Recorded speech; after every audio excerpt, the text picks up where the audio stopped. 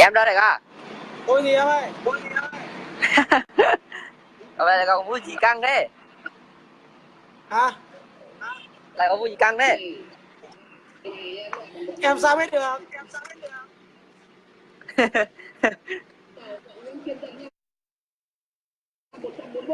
Chí lớn đại bàng chim sẻ làm sao mà hiểu được em?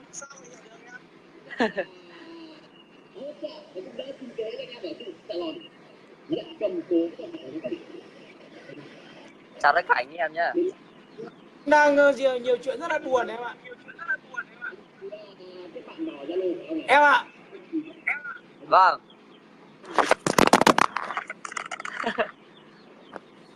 đủ má rơi cả máy.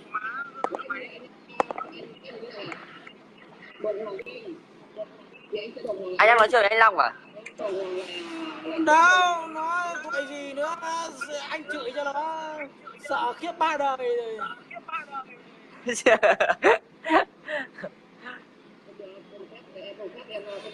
Sợ bằng chết rồi. Đâu? Dạ. Nó sợ anh bằng chết rồi. Đối qua mặt qua cái điện thoại này nó tim đập chân run rồi. Chân run rồi hả? Nói trực tiếp. Xe khách thì đều có tiền đi ra cái to bùng cái gì ở trong Sài Gòn em.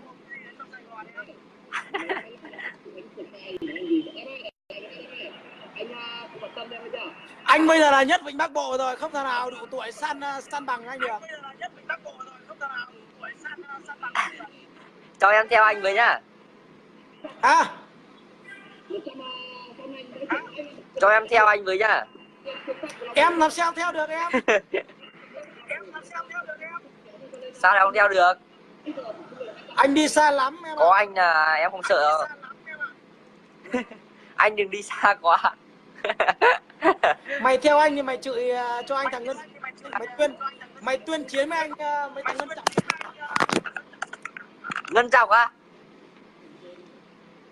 Đủ má, mày sao nó cứ bị rơi điện thoại nhỉ?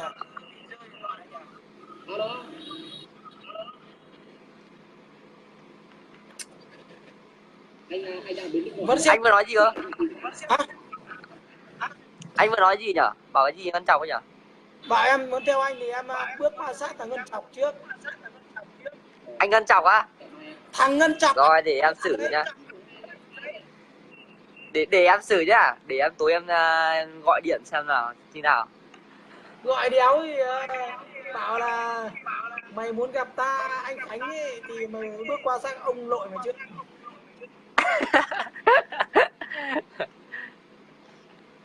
Thằng Ngân nó có cái vị gì đâu em, mày tôm tép. Azua còng muốn đóng cáo quân là cũng muốn đánh đu đời không? Em hiểu không? Em hiểu rồi. Nó muốn có suất, nó tại không có suất. Hai thằng Phú Quốc với Bét Dê đang tranh nhau. Thôi em xuống nhá. Xuống đi, có gì gần lại thôi. Em xuống đây. Chó nó cắn đấy nhá. Vâng. Chào tất cả anh em nhá. Ok em đi đi.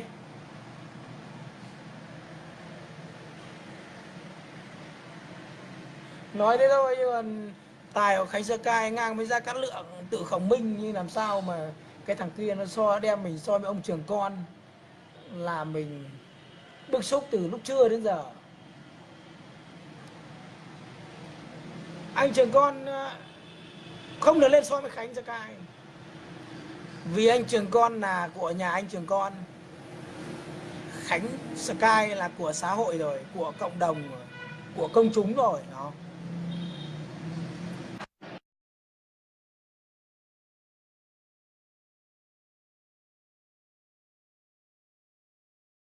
Không ta bắt được lại mất người đấy. Hùng cua nghe kinh nhờ, mới thêm một thằng Ngân Chọc là mới mua được một cầu thủ mới là Hùng cua anh em ạ. Kinh quá, kinh quá. Cầu thủ này đá cho Bayern Munich, chuẩn bị lại chuyển nhượng sang Juventus rồi.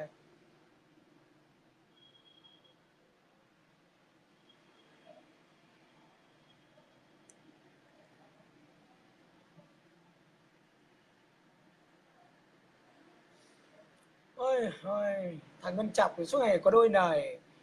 Long Phú Quốc thì đang vật lộn với cái tên, chưa biết là lên chọn tên nào. Chọn 5-9 ngón thì ít người tìm kiếm được, khó thành hot face.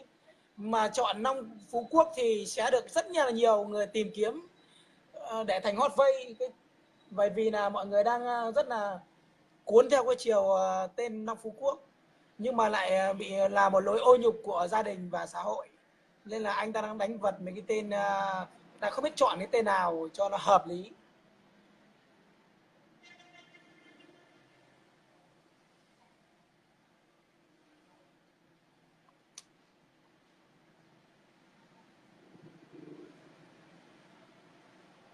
Cười lắm, nói chung xã hội này buồn cười lắm.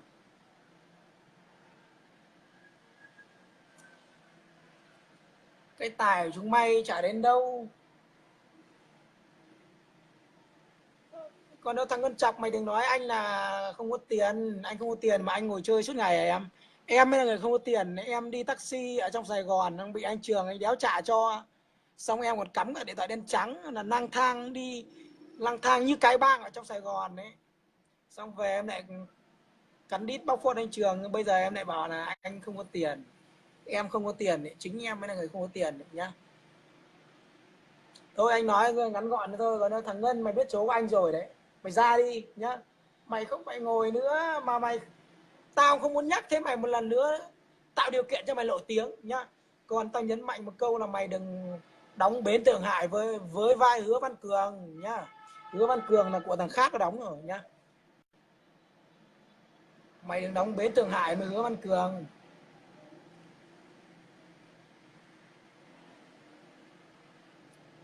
Còn thằng Long Phú Quốc ở trên mạng mấy ngày nay nó có ghép đầu người, mặt đầu người mình chó, mặt người dạ thú. Thằng Long Phú Quốc mấy hôm nay là trên cộng đồng mạng nó ghét đầu người mình chó rồi, mặt người dạ thú rồi. Sớm muộn gì thì cũng bị Huấn Hoa Hồng đuổi ra ngoài rồi. Nhục lắm. Thân phận làm thuê, thân làm tốt thí mà to mồm như ông chủ. Nào là tao là người làm ăn, mày là người làm thuê. Làm thuê tháng được 5 triệu, mày thưởng cho người ta 10 triệu thì mày để tìm tao thì mày đã mất 2 triệu, 2 tháng lương cuối năm, lấy đâu tiền về thăm bố mẹ Tết nữa em. Thôi nhá, Khánh cho Cai nói chuyện thế thôi, không nói nhiều. Còn thứ nhất là đừng ai nhắc tên anh Quách Dũng nữa, vì anh ấy đã để anh ấy yên, anh chữa bệnh nhá. Anh Quách Dũng bây giờ lại là chú thân quen của Khánh cho Cai. Thứ hai là đừng ai anh em Khánh cho Cai ra so sánh với cả anh Trường Con, vì anh ấy không xứng. Nếu mà Trường Con năm 23 tuổi như Khánh cho Cai ấy, thì anh ấy chỉ đáng tuổi sách dép cho Khánh cho Cai thôi. Thứ ba nữa, thằng Ngân Chọc, mày suốt ngày mày ngồi mày gửi đôi lời Khánh cho Cai, mày đi ra bóng cái đi nhá, thì mày hãng gửi đôi lời, mày đừng ngồi một chỗ mà gửi đôi lời. Thứ tư đó là thằng Long Phú Quốc, mày vật lộn với cái tên, mày lên chọn Phú Quốc đi nhá, thì nó sẽ được nhiều follow hơn nhá. Còn thằng nào nữa, còn thằng nào thì nhảy vô hết đi nhá. Thôi nhá, Khánh Nhật Cai không nói chuyện nữa nhá.